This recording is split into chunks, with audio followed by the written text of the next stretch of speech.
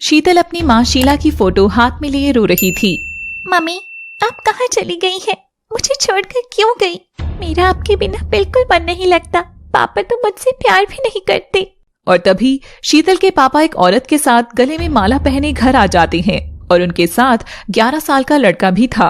आओ शीला, इस घर में तुम्हारा स्वागत है। आज से ये घर तुम्हें ही संभालना है। ये कौन है पापा? शीतल, ये तेरी नई माँ है। नकली माँ हूँ, असली नहीं। हाँ, ये कौन सा तुम्हारी बेटी है? ये तो मैं तुम्हें नौकरानी दे रहा हूँ, तुम्हारी हेल्प कर देगी। पर ये कौन है पापा? हमारे घर में क्यों आई है? तुम इन्हें पापा क्यों कह रही हो? ये मेरे पापा हैं, ये मेरा घर है। तभी रज्जू खींचकर शीतल के थप्पड़ लगाती है और शीतल जमीन पर गिर जाती है। खबरदार जो आज से ऐसी बात की तो यह सिर्फ राहुल के पापा है और ये हमारा घर है। हाँ शीतल, तुम सिर्फ इस घर में अब काम करोगी। आया ना मजा थप्पड़ खा के। जब जब बदतमीजी करेगी थप्पड़ ही खाएगी। अब चल जा, मेरे लिए चाय बना कर आ। पर मुझे तो चाय बनानी आती ही नहीं है। अरे इतना सा काम नहीं आता तुझे, नालायक। तेरी माँ मर गई, तुझे भी साथ ले जाती तो अच्छा होता। ऐसे क्यों कह रही हो पापा? चुप रह, जा रसोई में जाओ, चाय बना कर ला। तो शीतल रोती हुई रसोई में चली जाती है, लेकिन उसे सच में ये चाय बनानी नहीं आती थी। वह अभी सिर्फ 10 साल की ही थी। रज्जो, मैं बहुत खुश हूँ जो हम दोनों ने शादी कर ली। हाँ केशव, मैं भी। अब राहुल को भी पापा मिल गए हैं। बस मुझे और कोई नहीं चाहिए। मुझे भी। और सबसे खुशी की बात है कि मुझे फ्री की नौकरानी भी मिल गई है। हाँ, मुझे तो नफरत है इस लड़की से। शीला के साथ ये भी मर जाती तो अच्छा ही था। कोई बात नहीं, ये सब तुम मुझ पर छोड़ दो। पूरा हक लूंगी मैं इस लड़की से, ऐसे ही नहीं रहने दूंगी। तभी शीतल कांपते हुए हाथों से चाय का कप लेकर आती है और रज्जो को देती है। ओ बदतमीज लड़की, हम यहाँ 3 लोग हैं तो एक ही कप चाय बनाकर लाई है तू। मुझे लगा सिर्फ आपने ही पीनी है। मुझे भी चाय पीनी है, मेरे लिए भी बना कर ला। तो रज्जो जैसे ही चाय पीती है वह गुस्से में गर्म चाय से भरा कप शीतल पर फेंक देती है और शीतल चिल्लाने लगती है। पापा देखो ना, माँ ने मुझे जला दिया, मेरा शरीर जल रहा है। इतनी गंदी चाय बनाई है, तेरी माँ ने तुझे कुछ सिखाया नहीं क्या? मेरी मम्मी के बारे में कुछ मत कहो, मैं उनसे बहुत प्यार करती हूँ। तभी केशव उसके बाल खींचकर पकड़ लेता है। तुझे समझ में नहीं आया? अपनी नई माँ के सामने जुबान नहीं चलानी। जब जब जुबान चलाएगी तब तब मार खाएगी। क्या केशव, कैसी बेटी पैदा की है यार। बस अब मैं क्या बोलूं, ये तो पाप है मेरी जिंदगी का। तुम बैठो, मैं चाय बना कर लाता हूँ। हाँ, इसे भी सिखा दो, मैं थक चुकी हूँ। मेरे लिए भी बना लेना पापा। हाँ बेटा, तेरे लिए भी ले आऊंगा। तो शीतल रसोई में केशव से चाय बनाना सीख रही थी। साथ ही उसे बहुत दर्द हो रहा था और वह जोर जोर से रो रही थी, लेकिन किसी के कोई फर्क नहीं पड़ रहा था।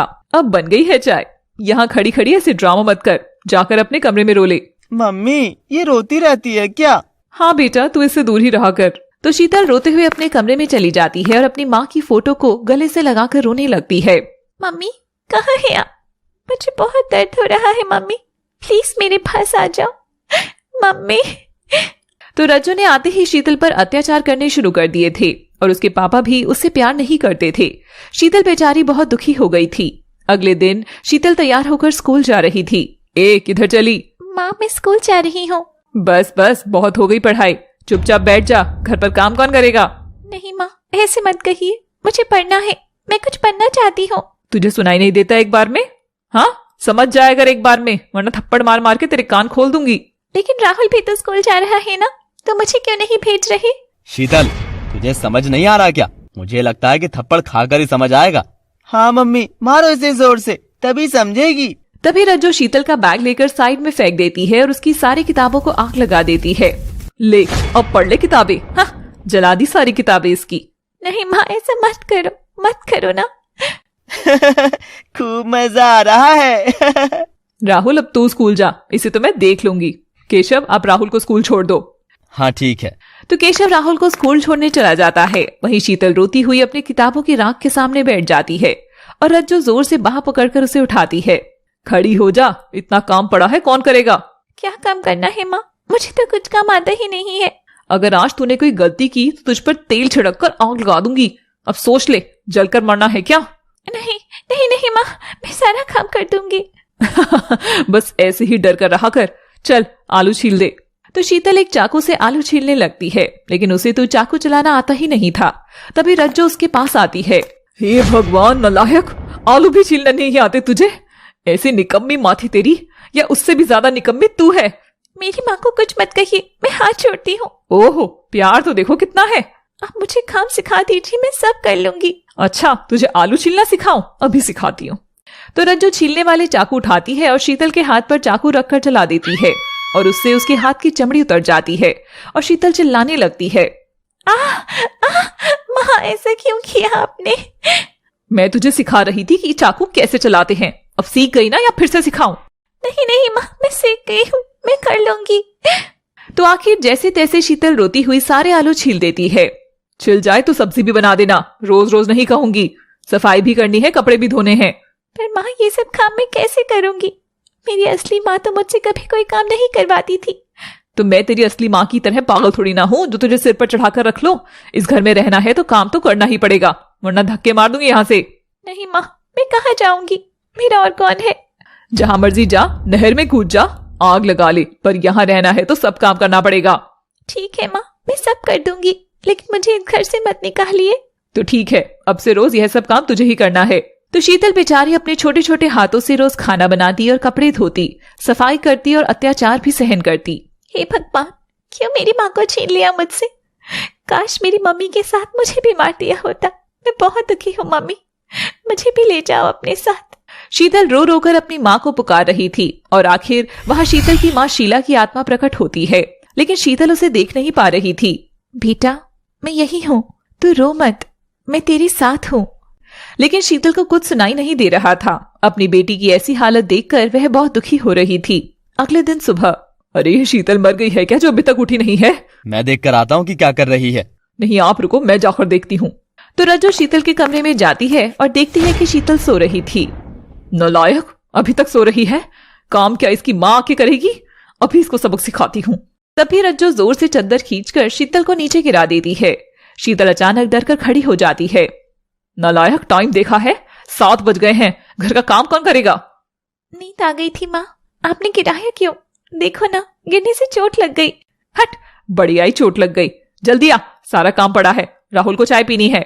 वहीं शीला की आत्मा यह सब देखकर दुखी हो रही थी, लेकिन वो मजबूर थी और कुछ कर नहीं पा रही थी। ये क्या हो रहा है मेरी बेटी के साथ? हे भगवान, इतना अत्याचार मासूम लड़की के साथ, कुछ तो रहम करो। इतने बुरे लोग हैं यह। खैर, आत्मा की आवाज कोई नहीं सुन सकता और शीतल जाकर सारा काम करना शुरू कर देती है। तो एक दिन राहुल नहाने के लिए बाल्टी में पानी भर रहा था।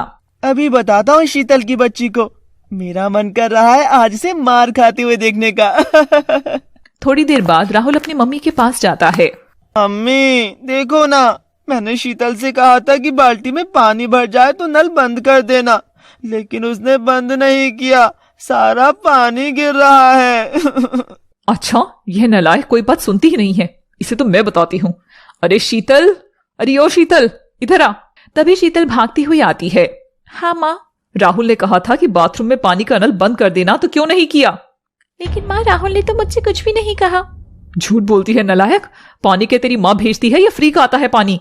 तभी रज्जू उसके बालों से पकड़कर बाथरूम तक ले जाती है और उसका मुंह पानी की बाल्टी में डाल देती है, जिससे शीतल का दम घुटने लगता है। छोड़ दे मेरी बेटी को, छोड़ दे दुष्ट औरत। शीला की आत्मा बार बार अपनी बेटी को बचाने की कोशिश कर रही थी, लेकिन यह संभव नहीं था।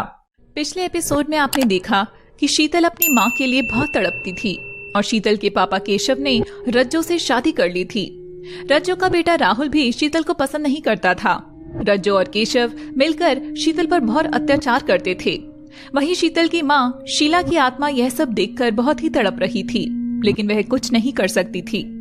एक दिन रज्जू ने गुस्से में आकर शीतल को पानी से भरी बाल्टी में डुबो दिया था। अब आगे। हे भगवान, बचाओ, मेरी बेटी मर जाएगी, बचा लो इसे। तो रज्जू बार बार शीतल का मुंह बाल्टी में डाल रही थी, फिर बाहर निकाल लेती, फिर डालती, फिर निकालती। छोड़ दो मुझे माँ, छोड़ दो मुझे माँ, सांस। बार बार पानी में जाने से शीतल को सांस नहीं आती और वह बेहोश होकर जमीन पर गिर जाती है। उठ जा अब, या मर गई? मम्मी, ये उठ क्यों नहीं रही? मर गई होगी। हाँ। क्या? पर मैंने तो मजाक किया था, मैंने सच में कुछ नहीं कहा था शीतल से। क्या? कोई बात नहीं, मुझे तो लगता है कि मर ही गई है ये। अब क्या करें मम्मी? अरे बेटा, डर मत, मरने दे, कुछ नहीं होगा। अभी तेरे पापा को बुलाती हूँ। वह शीला की आत्मा बार बार तड़पते हुए शीतल को उठाने की कोशिश कर रही थी, उठ बेटी, उठ जा, रक्षा करो भगवान, मेरी बेटी को बचा लो। तो रज्जो केशव के पास जाती है। सुनिए, मुझे लगता है वे शीतल मर गई है। क्या, मर गई? हाँ, वो मैंने उसे पानी में डुबोया था ना, तो लगता है सांसें अटक गई हैं उसकी। अगर ये मर गई तो पुलिस आ जाएगी हमारे घर में और अरेस्ट कर लेगी। पर आप तो चाहते थे कि वो मर जाए। हाँ, पर ऐसे नहीं, फंसना थोड़ी ना है हमें। तो दोनों भागते हुए बाथरूम में जाते हैं और देखते हैं कि जमीन पर शीतल बेहोश पड़ी है। अब क्या करे केशव? जल्दी से इसे हॉस्पिटल ले जाना होगा। हाँ जल्दी चलो, उठाओ इसे, सरकारी में ही ले चलते हैं, प्राइवेट में तो ज्यादा खर्चा हो जाएगा। ठीक है। पापियों, भगवान तुम्हें कभी माफ नहीं करेंगे।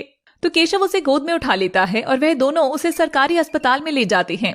उसके साथ साथ शीतल की आत्मा भी हॉस्पिटल तक जाती है। डॉक्टर साहब, ये मेरी बेटी है, खेलते वक्त पानी की टंकी में गिर गई थी, इसे बचा लीजिए। अरे कैसे माँ बाप हैं आप, बच्ची का इतना भी ध्यान नहीं रखा। गलती हो गई डॉक्टर साहब, आप जल्दी से देखिए इसे। तो डॉक्टर शीतल का इलाज करना शुरू कर देते हैं। वहीं शीला की आत्मा रोते तड़पते हुए भोलेनाथ के मंदिर में पहुंच जाती है।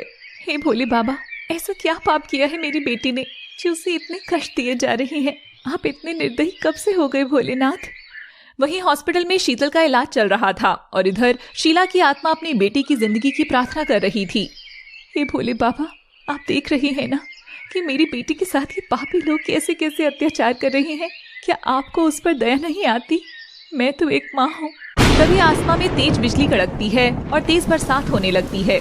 हे भोलेनाथ, मेरी आवाज सुनो, मुझे जवाब दो भोलेनाथ, मुझे शक्ति दो ताकि मैं मेरी बेटी की रक्षा कर सकूं। एक माँ की पुकार सुन लो भोलेनाथ। और तभी वहाँ पर साक्षात भोलेनाथ प्रकट होते हैं। बेटी दुखी मत हो, तुम्हारी ममता भरी पुकार से मैं तुम्हारे सामने प्रकट हो गया। भोलेनाथ, आपको कोटि कोटि प्रणाम, मेरी सहायता कीजिए। मैं तुम्हें वरदान देता हूँ कि तुम अर्ध नागिन के रूप में अपनी बेटी की रक्षा कर पाओगी। सच में प्रभु, आपका बहुत बहुत धन्यवाद। और जब तुम्हारा लक्ष्य पूरा हो जाएगा तो तुम अपनी दुनिया में वापस चली जाओगी।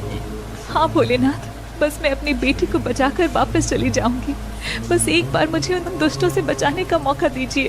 ठीक है बेटी, अब से तुम्हें मैं वरदान देता हूँ कि अब तुम जब चाहोगी अर्ध नागिन का रूप धारण कर सकोगी और अपनी बेटी की सहायता कर पाओगी। धन्यवाद प्रभु। हे भोलेनाथ, आपकी जय हो। और वरदान देकर भोलेनाथ वहाँ से गायब हो जाते हैं। वहीं हॉस्पिटल में शीतल को भी होश आ चुका था। ये मुझे मार देगी, मेरी माँ मुझे मार देगी। क्या हुआ बेटी, ऐसा क्यों कह रही हो तुम?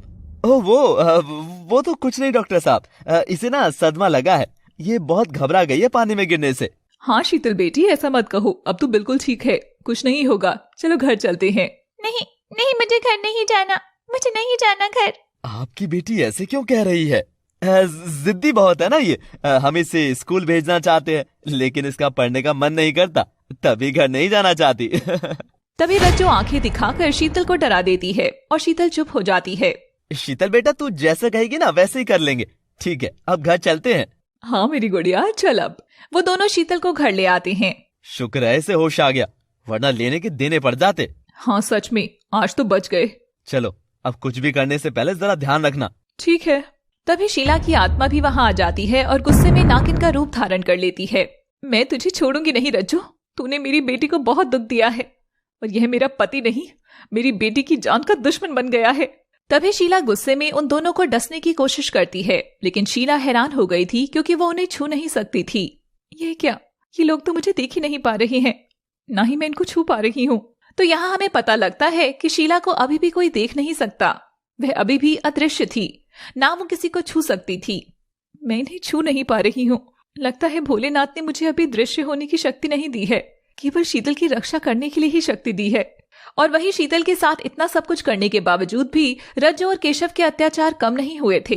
अरे ओ शीतल, अब क्या मरीज बनकर पड़ी रहेगी? खड़ी हो जा, काम कौन करेगा? तेरी माँ? पर माँ, मेरे से अभी खड़ा नहीं हुआ जा रहा। अच्छा, खड़ा नहीं हुआ जा रहा, जरा दिखा तो। फिर रज्जो जोर से शीतल का हाथ पकड़कर उसे खींच लेती है और खड़ा कर देती है। हो गई ना खड़ी, चल जा, अब काम पर लग जा। तो बेचारी शीतल धीरे धीरे चलते हुए रसोई में जाती है और काम करना शुरू कर देती है। तभी शीतल देखती है कि उसके काम करने से पहले ही जल्दी जल्दी सारा काम अपने आप हो रहा था। अरे ये क्या जादू हो रहा है? चाय नाश्ता तो अपने आप बन रहा है। लेकिन शीतल नहीं जानती थी कि यह कोई जादू नहीं बल्कि उसकी माँ ही थी। बेटा, मैं जानती हूँ कि तुम मुझे देख नहीं सकती, लेकिन अब मैं तुझे कोई और कष्ट नहीं होने दूंगी। तो शीतल सबके लिए चाय नाश्ता लेकर आती है। अरे, इतनी जल्दी तूने चाय नाश्ता कैसे बना लिया? मैंने सब काम सीख लिया है माँ। अच्छा, जरा पीकर तो देखूं कैसा बना है। तो रज्जू जैसे ही चाय पीती है वह खुश हो जाती है। अरे वाह, आज तो चाय तूने बहुत अच्छी बनाई है। देखा, सीख गई आखिर ये लड़की। पहले ही सीख लेती तो इतनी मार ना खाती। ऐसे कैसे? मार तो खाएगी ही। कोई गलती करेगी तो, नहीं करेगी तो भी। गलती करे तो मार लेना, वो तो हक है तुम्हारा ऐसे मारने का। हाँ, चल जा जल्दी से। तो शीतल सफाई करने लगती है, लेकिन उसके साथ ही शीला जल्दी जल्दी सारी सफाई कर देती है। अरे फिर से वैसे ही हो रहा है। लगता है भगवान मेरी रक्षा कर रहे हैं। थैंक यू सो मच भगवान जी। कुछ देर बाद रज्जू आती है और देखती है कि सारी सफाई हो चुकी थी। अभी इतनी जल्दी से सफाई भी कर दी? आखिर बात क्या है? तो दोपहर में रज्जू सो रही थी और शीतल रसोई में खाना बनाने जाती है और शीला के कारण फिर से खाना जल्दी जल्दी बन जाता है। शीतल बहुत खुश हो जाती है। ये तो कोई जादू जैसा हो रहा है। मुझे कुछ भी नहीं करना पड़ रहा और माँ को पता भी नहीं लगेगा। तभी रज्जू वहाँ आती है और वह देखती है कि सारा काम हो चुका है। अरे ओ शीतल की बच्ची, खाना कब बनाएगी? सब बन गया माँ। क्या?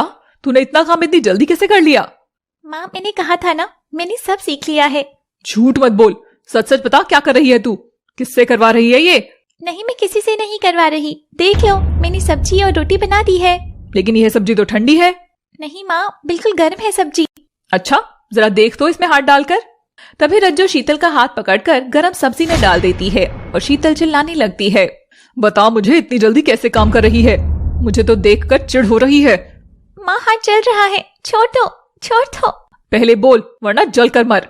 मैं काम ना करूँ तो मारती हो, करूँ तो भी मारती हो। तू है ही मार खाने के लिए, जा दफा हो।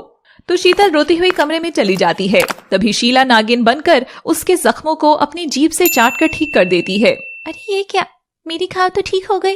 ये सब क्या हो रहा है? थैंक यू भगवान जी। शाम के वक्त केशव न जाने शीतल को क्या हो गया है, हर एक काम सही तरीके से कर रही है। तो इसमें परेशान होने वाली क्या बात है? ये तो अच्छा ही है। अच्छा, ऐसे कैसे? मुझे तो शक है कि कोई जादू टोना करती है। वो 10 साल की लड़की क्या जादू टोना करेगी? क्या पता, आपकी पहली बीवी भी ऐसा ही करती हो, उसी ने सिखाया हो। नहीं नहीं, वो ऐसा कुछ करती तो मेरे हाथों थोड़ी ना मरती। क्या आपने मारा था उसे? हाँ बिल्कुल।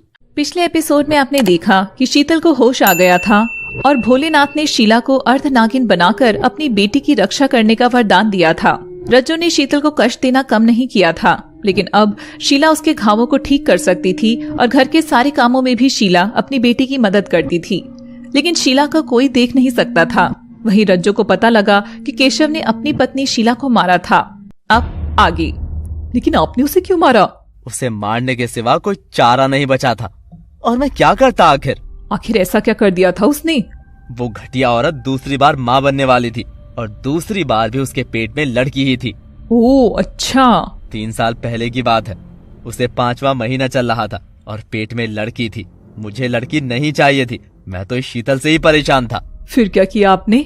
मैंने एक दिन उसे सीढ़ियों से धक्का दे दिया और उसके पेट पर बहुत सी लातें मारी और उसे बांध दिया। इतनी मार खाकर मरी नहीं थी क्या?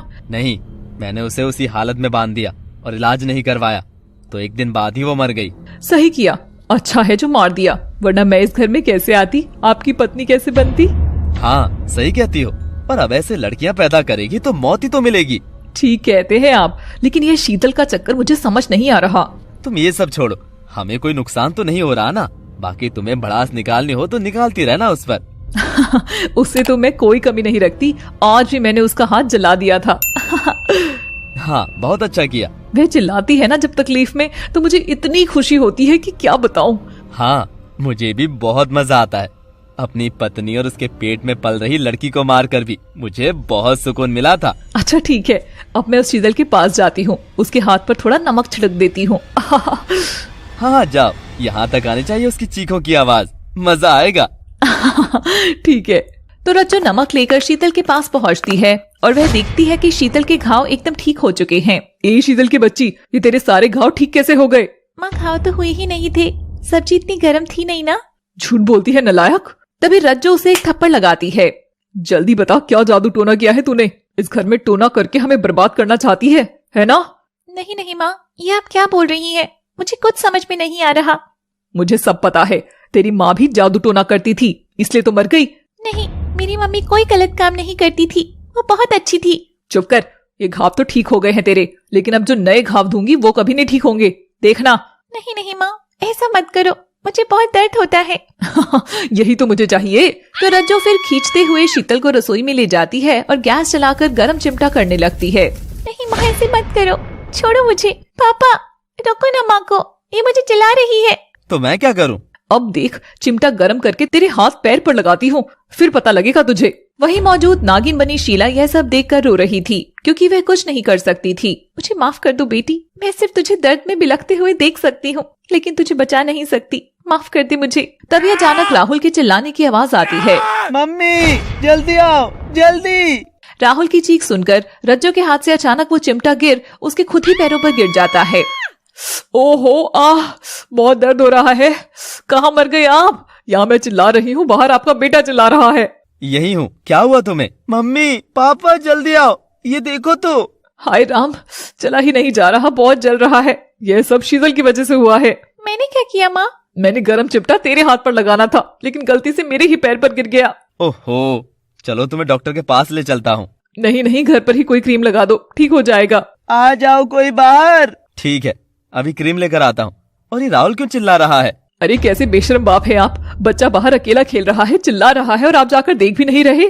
तुम चिल्ला रही थी, मुझे लगा कि पहले तुम्हें देख लूं। अब मेरे से चला नहीं जा रहा, आप ही जाकर देखो राहुल को।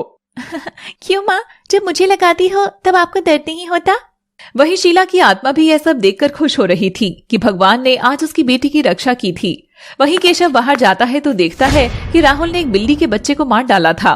क्यों चिल्ला रहा था? और ये बिल्ली के बच्चे को किसने मारा है? मैंने मारा है पापा, ये मेरे आसपास घूम रहा था, फिर मैंने इसे मार दिया। बहुत अच्छा किया बेटा, शाबाश। तभी राहुल और केशव अंदर आते हैं। मम्मी, आज मैंने बिल्ली के बच्चे को मार दिया। देखा, हमारा बेटा कितना बहादुर हो गया है। हाँ हाँ, देख लिया। लेकिन तूने बिल्ली के बच्चे को क्यों मारा? मैं उसके साथ खेलती थी। अब खेलने मरे हुए बच्चे से। मुझे तो बहुत मजा आया उसे मारकर। तभी शीतल भागते हुए बाहर जाती है और देखती है कि बाहर बिल्ली का बच्चा मरा हुआ पड़ा था। कितना गंदा है ये राहुल, इस छोटे से बिल्ली के बच्चे को मार दिया, गंदा लड़का। तभी शीतल उस मरे हुए बिल्ली के बच्चे को गोद में उठा लेती है और तभी राहुल भी वहाँ आ जाता है। ए शीतल, तूने इसको गोद में क्यों उठाया है? फेंक दे इसे, नहीं तो मम्मी से शिकायत लगाता हूँ। नहीं नहीं, माँ से कुछ मत कहना, वरना मुझे फिर से मार पड़ेगी। अभी रुक, तुझे पता लगेगा। तो राहुल भागकर रज्जो के पास जाता है। मम्मी, उस शीतल की बच्ची ने मरी हुई बिल्ली को गोद में उठा लिया। हे भगवान, ये लड़की तो बिल्कुल भी नहीं सुधरने वाली, क्या करूं, लाश उठा ली इसने तो। तभी शीतल डरती हुई जल्दी से घर के अंदर आती है। तूने उस मरी हुई बिल्ली को क्यों उठाया? अरे पापा, मैं तो बस उसे देख रही थी। अभी जाकर नहा कर आ तू, उस लाश को हाथ लगा कर आइए, वरना दफा हो जा मेरे घर से। नहीं मम्मी, मैं नहा लेती हूँ। रुक जा, अंदर मत आ, यही रुक, ऐसे कमरे में मत जा। तभी रज्जो एक गर्म पानी से भरी बाल्टी लेकर आती है और शीतल पर पलट देती है। झुलसने के कारण वह जोर जोर से चिल्लाने लगती है। वहीं केशव, रज्जो और राहुल जोर जोर से हंस रहे थे। बचाओ। क्यों, अब मजा आ रहा है ना जलकर?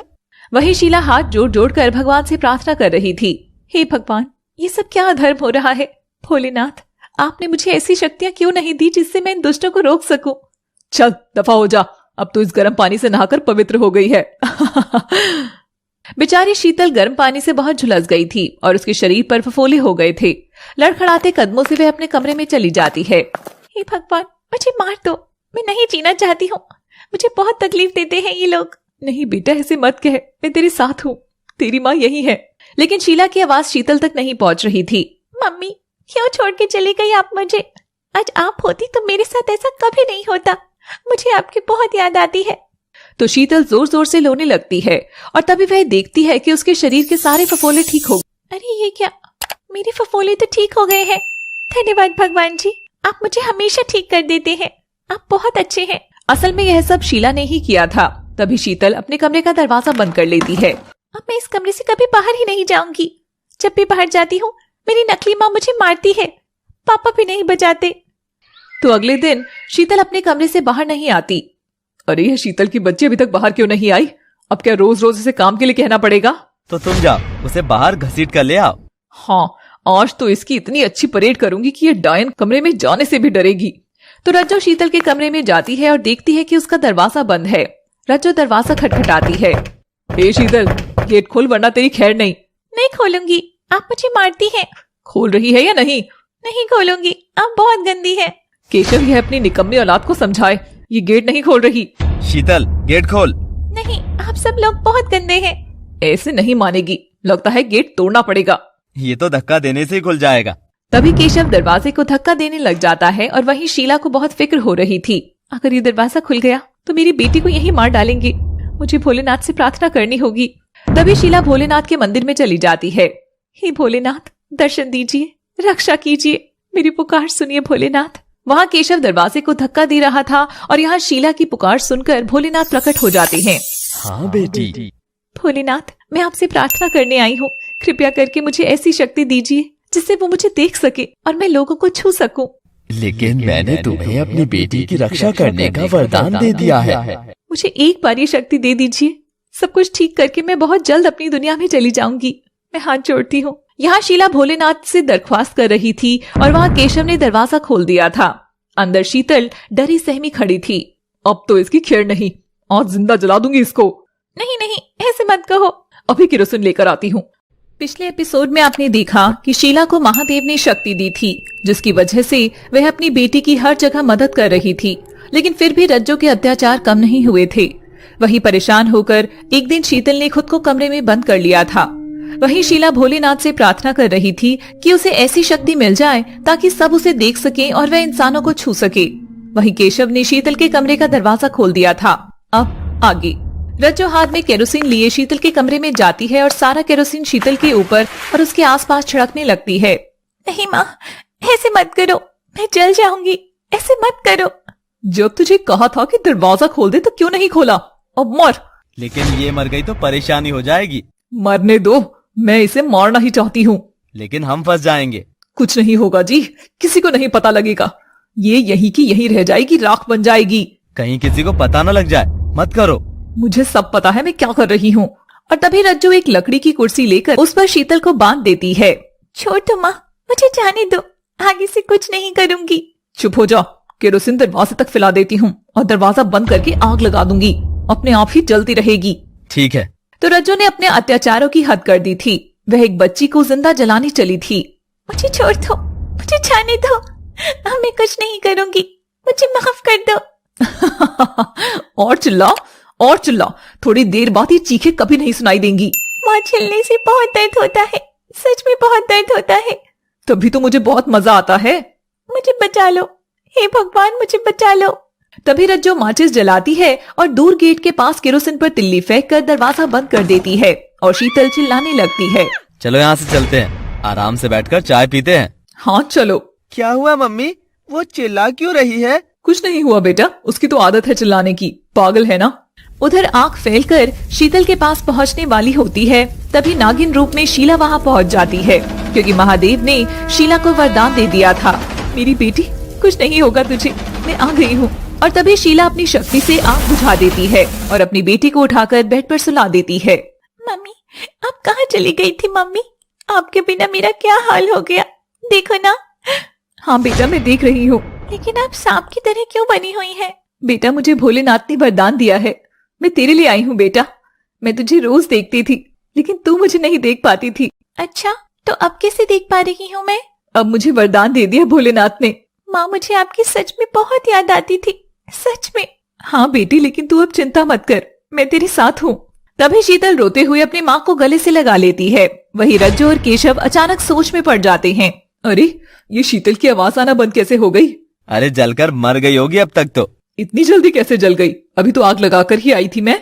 छोटी बच्ची है, पहले ही बेहोश हो गई होगी और अब जल गई होगी। हाँ, सही कहते हैं आप। थोड़ी देर में जाकर खोल देना, उसके जले हुए टुकड़े ही होंगे वहाँ पर। हाँ, उसको हम नाली में बहा देंगे, किसी को भनक भी नहीं लगेगी। राहुल को भी कुछ पता नहीं लगना चाहिए, बच्चा ही है, कल को कहीं कुछ बोल ना दे किसी को। ठीक है। अब वही शीतल अपनी माँ को देखकर खुशी के मारे फूले नहीं समा रही थी। मम्मी, ये लोग आपको देखेंगे तो ये आपको भी मार देंगे। तू चिंता मत कर बेटा, मैं उन लोगों के सामने नहीं आऊंगी जब तक जरूरत नहीं पड़ेगी। ठीक है मम्मी, मैं भी उनको कुछ नहीं बताऊंगी। हाँ बेटा, और मैं सिर्फ तुझे ही दिखाई दूंगी। मम्मी अब आप मुझे छोड़कर कभी मत जाना। नहीं बेटा, मैं सिर्फ तुझे बचाने आई हूँ। मैंने भोलेनाथ से वादा किया है कि तुझे अच्छी जिंदगी देकर मैं यहाँ से चली जाऊंगी। माँ मुझे भी साथ ले जाओ ना। नहीं बेटा, वह दुनिया तुम्हारे लिए नहीं है। अभी तुम बहुत छोटी हो, तुम्हें तो बहुत लंबी जिंदगी जीनी है, सब कुछ देखना है। ठीक है माँ, और आप ही मेरी हेल्प कर रही थी सब्जी और चाय बनाने में और सफाई करने में? हाँ बेटा, मैं ही कर रही थी, बस तुम मुझे देख नहीं पा रही थी। अच्छा। वहीं रज्जू और केशव अब चाय पी चुके थे। अब तो काफी देर हो गई है, वो तो जलकर राख हो गई होगी। हाँ चलो चलकर देखते हैं। तो रज्जू और केशव शीतल के कमरे में जाते हैं और जैसे ही दरवाजा खोलते हैं वे दोनों हैरान हो जाते हैं। वहाँ पर सिर्फ जलती हुई कुर्सी थी और शीतल आराम से बेड पर सो रही थी। हे भगवान, क्या मैं सपना देख रही हूँ? मुझे भी ऐसे ही लग रहा है। तभी रज्जू जोर से केशव को चिकोटी काटती है। ये क्या कर रही हो? ये सपना नहीं है, शीतल जिंदा है। ये कैसे हो सकता है? कुर्सी तो जली हुई है। मैं कहती हूँ यह कोई डायन है, इसलिए नहीं मर रही। अब तो मुझे भी लगने लगा है कि ये कोई डायन ही है। मैं कोई डायन नहीं हूँ, मुझे भगवान जी ने बचा लिया। बकवास मत कर, मुझे तो यकीन ही नहीं हो रहा अपनी आंखों देखकर। पर ये हुआ कैसे? लगता है रस्सी सही से नहीं बंधी थी। हाँ, इसने खोल ली होगी और भाग गई होगी। हाँ, रस्सी बहुत ढीली थी, आपने ठीक से नहीं बांधी थी। देखो तो कैसे होशियारी कर रही है मेरे सामने। अभी तुम छोड़ो, चलो यहाँ से। तो केशव और रज्जू वहाँ से चले जाते हैं। वह दोनों सोच में पड़ गए थे कि आखिर शीतल को कोई नुकसान हुआ क्यों नहीं। वहीं शीतल और शीला कमरे में जोर जोर से हंस रहे थे। देखो तो उसके हंसने की आवाज भी आ रही है, कुछ तो है। ये इतनी जोर से क्यों हंस रही है? मुझसे तो उसकी हंसी बर्दाश्त नहीं हो रही। अगर ये ऐसे नहीं मर रही तो मुझे पता लगाना होगा कि ये करती क्या है। लेकिन ये सब तुम कैसे पता लगाओगी? वह सब आप मुझ पर छोड़ दो। 2 दिन बाद राहुल का जन्मदिन आने वाला था। ए शीतल की बच्ची, कल मेरे बेटे का जन्मदिन है और घर पर बहुत सारे मेहमान आएंगे। ठीक है माँ, मैं भी राहुल के लिए गिफ्ट लेकर आऊंगी। हाँ हाँ, तू क्या 1-2 रुपए की टॉफी ले आएगी? इतनी ही औकात है तेरी। लेकिन मुझे टॉफी नहीं चाहिए। चिंता मत कर बेटा, मैं तुझे बहुत अच्छा गिफ्ट दूंगी। तू कल सारे मेहमानों के लिए खाना बना दे। ठीक है, मैं बना दूंगी। अब देखती हूँ इतना सारा खाना तू कैसे बनाती है, क्या होशियारी करती है। मैंने सब कुछ बनाना सीख लिया है, जो आप कहेंगी मैं वही बना दूंगी। और मेरे लिए भी एक केक बना देना। राहुल, केक तो हम मार्केट से लेकर आएंगे। मुझे तो इससे भी बनवाना है। ये कह रही है ना, इसे सब कुछ बनाना आता है। इससे बनेगा ही नहीं, छोड़ इस डायन की बातों को। तो अगले दिन घर पर सारे मेहमान आ जाते हैं। रज्जू और केशव मेहमानों के साथ बिजी थे। वहीं शीला ने सारा काम कर दिया था। वाह मम्मी, आपने सारा काम कर दिया। हाँ बेटा, मैंने कहा था ना, अब तुझे कोई दिक्कत नहीं आएगी। आप कितनी अच्छी है मम्मी, नकली माँ ये देखकर तो हैरान ही रह जाएंगी। हाँ, फिर से तुम्हें दुख देने की कोशिश करेगी। हाँ, वे मुझे बहुत तकलीफ देती है माँ। चिंता मत कर बेटा, आज से वे तुम्हें बिल्कुल तकलीफ नहीं। कुछ देर में रसोई में रज्जू आ जाती है और वो देखती है कि शीतल ने एक से एक अच्छी चीज बनाई थी। आखिर तूने ये किया कैसे? सच बता दे मुझे, किसने किया है? मैंने ही किया है माँ, अपने हाथों से। झूठ बोलती है तू। तभी वहाँ राहुल भी आ जाता है। क्या तुमने मेरे लिए केक बनाया? हाँ, मैंने बनाया है ना। तू छोड़ना इसका केक, आजा मैं दिखाती हूँ तेरा केक। चलो जल्दी से, मुझे केक काटना है। तो राहुल और रज्जू सब मेहमानों के बीच पहुंचते हैं। उसके बाद शीला एक केक अपनी बेटी को देती है, जो रज्जू के केक से भी बड़ा और काफी सुंदर लग रहा था। मम्मी, आपने कितना अच्छा केक बनाया है, राहुल तो खुशी हो जाएगा। लेकिन राहुल भी बहुत बुरा है, वह मुझे तंग करता है। नहीं बेटा, वह बच्चा है, उसे नहीं पता उसे क्या करना है। उसकी माँ जो सिखाएगी वही करेगा। अच्छा ठीक है। अब जाओ, उसके लिए केक ले जाओ और उसके लिए बाहर बालकनी में गिफ्ट भी रखा है, वह भी उसे दे देना। ठीक है मम्मी। तो शीतल बड़ा सा केक लेकर राहुल के पास पहुंचती है तो राहुल बहुत खुश हो जाता है। रज्जू और केशव हैरान हो जाते हैं। मम्मी, ये तो बहुत सुंदर है, देखो ना, आपके केक से भी ज्यादा अच्छा है ये। रज्जू के मुंह पर तो मानो पट्टी बंध गई थी। क्या ये केक तुमने बनाया है शीतल? हाँ राहुल, मैंने कहा था ना मैं बनाऊंगी तुम्हारे लिए। बहुत अच्छा लग रहा है, मैं तो यही काटूंगा। तो राहुल केक काटता है और सब बर्थडे सेलिब्रेट करते हैं। मम्मी, मेरा गिफ्ट कहाँ है? हाँ बेटा, ये देख, गिफ्ट लाई हूँ तेरे लिए इतना अच्छा। बहुत पसंद आएगा तुझे। तो राहुल जैसे ही गिफ्ट खोलता है, उसके अंदर काफी सारे छोटे छोटे खिलौने थे। ये क्या मम्मी, मैं छोटा बच्चा हूँ क्या? इतने छोटे छोटे खिलौने। बेटा तू छोटा ही है, खिलौनों से ही खेलेगा। पर ऐसे खिलौनों से थोड़ी ना खेलूंगा। राहुल, मैं भी तुम्हारे लिए गिफ्ट लाई हूँ। अच्छा, कहाँ है? बाहर बालकनी में है। तो राहुल शीतल के साथ बाहर बालकनी में जाता है और गिफ्ट देखकर खुश हो जाता है। उसका गिफ्ट एक साइकिल थी। अरे वाह, मेरे लिए साइकिल लाई हो। हाँ राहुल, मुझे पता है तुम्हें साइकिल चलाना अच्छा लगता है। शीतल, तुम तो बहुत अच्छी हो और मेरी मम्मी तुम्हें ऐसे ही मारती रहती है। कोई बात नहीं, तुम्हें गिफ्ट अच्छा लगा ना? हाँ, बहुत थैंक यू। रज्जू और केशव ये देखकर बहुत चिढ़ जाते हैं और हैरान भी थे कि आखिर शीतल यह सब कर कैसे रही थी। उसी रात ये लड़की तो कुछ ज्यादा ही हवा में हो रही है। मुझे तो हैरानी हो रही है कि ये इतने पैसे ला कहाँ से रही है। मुझे तो लगता है कि चोरी करती है और कहाँ से लाएगी। तो रज्जू आधी रात में तकिया लिए गुस्से में उठकर शीतल के कमरे में जाती है। ये तो सो रही है, आज नहीं छोड़ूंगी इस लड़की को, तकिए से मुंह दबाकर मार देती हूँ। तो शीतल चादर से मुंह ढककर बेड पर सो रही थी और रज्जू तकिए से उसका मुंह दबाने लगती है कि तभी कमरे वाले बाथरूम का दरवाजा खुलने की आवाज आती है। पिछले एपिसोड में आपने देखा कि रज्जू ने शीतल को जलाने की भी कोशिश की थी, लेकिन भोलेनाथ की कृपा से शीला को वरदान मिल गया था और अब वह अपनी बेटी पर कोई मुसीबत आने नहीं देती थी और शीतल अपनी माँ को देख सकती थी। राहुल के जन्मदिन पर शीतल ने उसे केक और गिफ्ट भी दिया था, जिससे राहुल काफी खुश था। परेशान होकर रज्जू ने आधी रात को शीतल का सांस रोककर मारने की कोशिश की, लेकिन तभी बाथरूम से किसी की आवाज आई। अब आगे, अरे बाथरूम में कौन है? मुझे तो पहले ही शक था इस शीतल पर, जल्दी से छुप जाती हूँ। तो रज्जू छिपने के लिए पर्दे की तरफ जाने लगती है, तभी बाथरूम से शीतल बाहर आ जाती है। माँ, आप यहाँ क्या कर रही हैं? तू बाथरूम में थी तो यहाँ कौन सो रहा था? यहाँ तो राहुल है माँ। हे भगवान! रज्जू घबराकर राहुल की तरफ भाग जाती है और चादर हटाती है। वह देखती है कि राहुल सो रहा था। राहुल उठ, उठ बेटा, तू ठीक तो है ना? क्या हुआ मम्मी, क्यों उठा रही हो? ये तो ठीक है माँ। तू यहाँ क्या करने आया था? हम दोनों बातें कर रहे थे, तो बातें करते करते मुझे नींद आ गई। हाँ माँ, हमने खूब बातें की, मजा आया बातें करने में। हाँ मम्मी। चुप कर डायन। और राहुल तू खड़ा हो यहाँ से। क्यों? सोने दो ना यहीं। नहीं सोना, ये डायन तुझे खा जाएगी। नहीं मम्मी, शीतल बहुत अच्छी है, आप ऐसे ही इसे मारती रहती हो। चुप हो, देख इसने तुझे भी बना दिया है अपने जैसा। रज्जू जबरदस्ती अपने बेटे को वहाँ से ले जाती है और उसके कमरे में सुला देती है। आज मैं अपने ही बेटे को मार देती, शुक्र है अनहोनी होने से बच गई।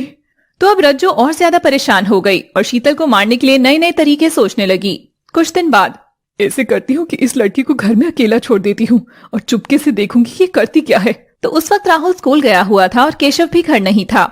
ए शीतल की बच्ची, क्या काम चोरी कर रही है? कुछ नहीं माँ, मैं तो गुड़िया से खेल रही हूँ। ठीक है, मैं जरा बाजार जाकर आती हूँ, 2 घंटे तक आ जाऊंगी। चोरी मत करना घर पे। मैं चोर नहीं हूँ। तो बाजार जाने को कहकर रज्जू घर से बाहर निकलती है और घर के पीछे की तरफ जाकर छुप जाती है और चुपके से खिड़की के अंदर देखने लगती है। अब आएगी इसकी असलियत सामने, देखती हूँ क्या करती है। तभी शीतल अपनी माँ शीला से बात करने लगती है, लेकिन रज्जू अभी उसे देख नहीं पा रही थी।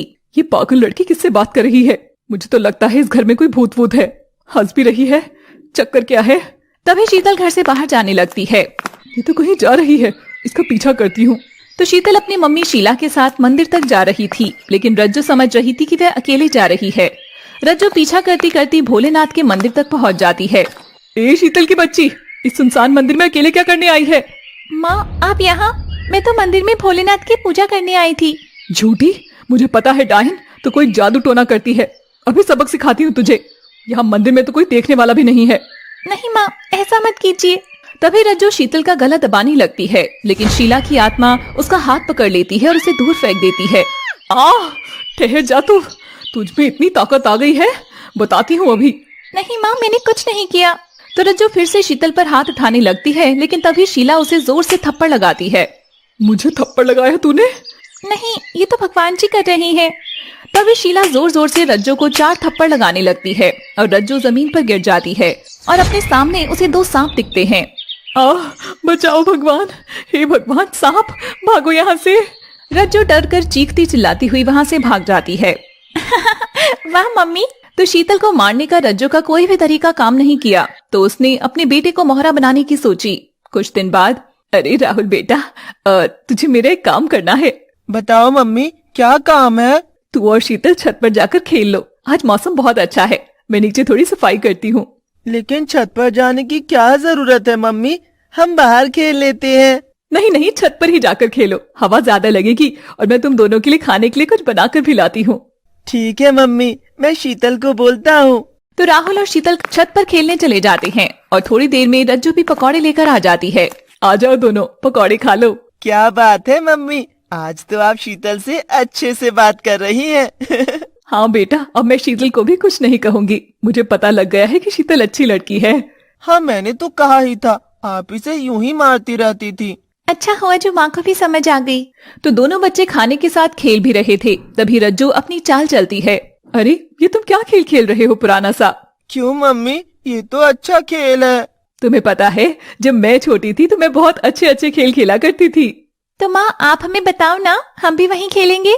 नहीं नहीं, तुम वह नहीं खेल सकते, तुम डर जाओगी। नहीं मम्मी, मैं तो नहीं डरता, मुझे बताओ। हाँ माँ, मैं भी नहीं डरूंगी। अच्छा, हम जब छोटे थे तो छत की दीवार पर चढ़कर चलते थे, बहुत मजा आता था। पर छत तो बहुत ऊंची है, अगर यहाँ से गिर गई तो बहुत खून निकलेगा। देखो, मैंने कहा था ना तुम डर जाओगे। पर मैं नहीं डरता, मैं तो चढ़ जाऊंगा।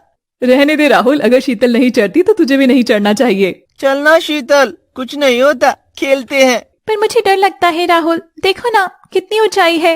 तू डर मत, मैं भी तो चढ़ रहा हूँ ना, कुछ नहीं होगा। शीतल ऐसे डरते नहीं है बेटा, बहादुर बनो, बस आराम से दीवार पर चढ़ जाओ और धीरे धीरे चलो। तो राहुल और शीतल दीवार पर चढ़ने लगते हैं। बस अब आज तो शीतल का आखिरी दिन है, जैसे ही ये दीवार पर चढ़ेगी मैं शीतल को नीचे धक्का दे दूंगी और ये मर जाएगी। तो शीतल और राहुल छत की दीवार पर चढ़कर धीरे धीरे चलने लगते हैं। हे भगवान, बहुत डर लग रहा है। अरे कुछ नहीं होता, मुझे तो बहुत मजा आ रहा है। तभी रज्जू शीतल को धक्का देने के लिए उस तरफ जाने लगती है। राम राम राम राम राम राम राम राम, डर लग रहा है। कितना डरती है तू, डरपोक। शीतल का ऐसा हाल देखकर राहुल जोर जोर से हंसने लगता है और हंसने से अचानक से उसका बैलेंस बिगड़ जाता है और वो छत से नीचे गिर जाता है। राहुल नहीं। राहुल! रज्जू का तो मानो खून जम गया था, क्योंकि वह अपने बेटे को छत से नीचे गिरता हुआ देख रही थी। नहीं बेटा। मम्मी बचा लो राहुल को, कहाँ हैं आप? रज्जू हैरान थी कि शीतल यह क्या बोल रही थी और रज्जू पागलों की तरह नीचे भागती है, लेकिन बाहर पहुंचकर रज्जू की आंखें फटी की फटी रह जाती हैं। ये क्या? असल में जब राहुल जमीन से टकराने वाला था तभी नागिन रूप में आई शीला ने उसे पकड़ लिया और इस बार शीला सबको दिखाई। मम्मी देखो, मुझे कुछ नहीं हुआ। हे भगवान, ये क्या है और कौन है? पता नहीं मम्मी, पर मुझे इस आंटी ने बचा लिया, वरना मैं मर ही जाता। नहीं बेटा, तुम्हें कुछ नहीं होता, मैं थी ना यहाँ, तुम्हें कुछ होने थोड़ी ना देती। पर आंटी, आप हैं कौन? आप तो इंसान भी लगती हो और सांप भी लगती हो। बेटा मैं पहले इंसान थी, लेकिन अब मैं अर्धनागिन हूँ। राहुल, ये मेरी असली माँ है। रज्जू और राहुल ये बात सुनकर हैरान हो जाते हैं। क्या ये शीला है? हाँ, मैं शीला हूँ।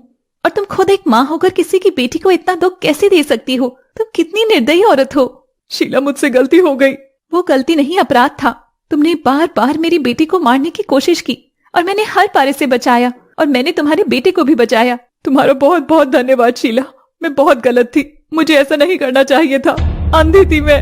मैं जानती हूँ कि तुम मेरी बेटी को छत से धक्का देने वाली थी, लेकिन भगवान कुछ और ही चाहते थे। मेरी माँ ही थी जो मेरे हर काम में मेरा साथ दे रही थी, ये हमेशा मेरे साथ थी। लेकिन ये इस रूप में कैसे आई? मुझे भोलेनाथ ने वरदान दिया था और इसलिए मैं अपनी बेटी को बचाने आई थी। अगर मैं ना आती तो तुम इसे कब का मार चुकी होती। शर्म के मारे रज्जू अपनी नजरें झुका लेती है। आंटी, आप ठीक कहती हैं, मेरी माँ ने शीतल को बहुत मारा। हाँ मम्मी, मुझे बहुत दर्द देती थी, लेकिन अच्छा है आप मेरे साथ थी। तूने अच्छा नहीं किया रज्जू, मैं मजबूर हूँ। मैंने भोलेनाथ से वादा किया है, इसलिए मैं तुझे नुकसान नहीं पहुंचा सकती, लेकिन माँ के नाम पर तुम कलंक हो। मुझसे गलती हो गई, मुझे माफ कर दो। तुमने अपनी बेटी को मोहरा बनाकर आज मेरी बेटी की जान लेने की कोशिश की, कल तुमने इसका सांस रोकने की कोशिश की, और कितना गिरोगी तुम। तभी रज्जू रोने लग जाती है, लेकिन उसने जो किया था वह गलती नहीं थी, अपराध था। भोलेनाथ जी से मैं प्रार्थना करूंगी कि वो तुम्हारे कर्मों की सजा तुम्हें जरूर दे। एक छोटी बच्ची पर इतना अत्याचार करके तुमने अपना नसीब खराब कर लिया है। आज के बाद मैं इसे कभी तंग नहीं करूंगी, मुझे माफ कर दो, मैं कभी इसे तकलीफ नहीं दूंगी। शीतल बेटा, मैंने तुम्हारे लिए एक बहुत अच्छे घर का और बहुत से पैसों का इंतजाम कर दिया है। आज से तुम वहीं रहोगी और अच्छे से पढ़ाई लिखाई करोगी। पर माँ, ये सब आपने कैसे किया? बेटा, मुझे भोलेनाथ ने नागिन का रूप दिया था, इसलिए मेरे पास नागमणि है, और इस नागमणि से मैंने तुम्हारे लिए सब किया है। आंटी जी, मुझे भी शीतल के साथ रहना है। नहीं बेटा, यहाँ तुम्हारे मम्मी पापा तुम्हारे साथ हैं और मेरी आत्मा हमेशा मेरी बेटी का ध्यान रखेगी। अब उसे कोई चोट नहीं पहुंचा सकता, रज्जू भी नहीं। आप चाहे इसे कहीं भी ले जाओ, लेकिन मैं भी इसके साथ हूँ। ये मेरी छोटी बहन है। मेरी माँ बहुत बुरी है, मुझे इनके साथ नहीं रहना। क्या पता ये कल को मुझे भी मार दे। नहीं बेटा, ऐसे मत कह, मैं तुझे भला कैसे मार सकती हूँ। आपने शीतल को मारना चाहा, लेकिन शीतल की मम्मी ने ही मेरी जान बचाई, तो मेरी सौतेली माँ ज्यादा अच्छी है। तो शीला उन दोनों को एक अच्छे से घर में ले जाती है। राहुल भी उनके साथ चला जाता है। शीला का लक्ष्य पूरा हो गया था और वह वापस आत्मा रूप में अपनी दुनिया में चली गई। वहीं रज्जो ने अपराध बोध के कारण घर छोड़ दिया और ना जाने कहां चली गई। और एक एक्सीडेंट में केशव की भी उसी दिन मौत हो गई थी। शायद ईश्वर ने उन दोनों के नसीब में यही लिखा था, यही उनके बुरे कर्मों की सजा थी। तो दोस्तों, कैसी लगी आपको हमारी सौतेली नागिन माँ की स्टोरी? कमेंट बॉक्स में जरूर बताइएगा।